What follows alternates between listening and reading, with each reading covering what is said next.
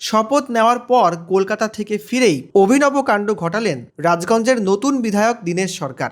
Jalpaiguri road স্টেশনে নেমেই কোনো বিলাসবহুল গাড়ি বা কনভয় নয়, বরং জ্বালানি বাঁচাতে পরিবেশ রক্ষায় টোটোয় চাপতে দেখা গেল তাকে, এবং সেই টোটোয় চেপেই তিনি বাড়ির পথে রওনা হন। প্রসঙ্গত উল্লেখ্য, বিধায়কের সবসময় বিলাসবহুল গাড়ি থাকে, এমনই ছবি দেখে এসেছেন সাধারণ মানুষ। কিন্তু এদিন টোটোয় চেপে মানুষের সেই ধারণা ভেঙে দিলেন রাজগঞ্জের নতুন বিধায়ক দীনেশ সরকার।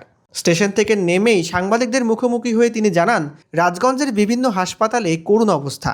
বিধায়ক হয়ে প্রথমেই তিনি হাসপাতালগুলি পরিকাঠামো উন্নয়নে মনোযোগ দেবেন, যাতে অবৈধভাবে বালি মাটি চুরি না হয় সেই বিষয়টিও তিনি দেখবেন।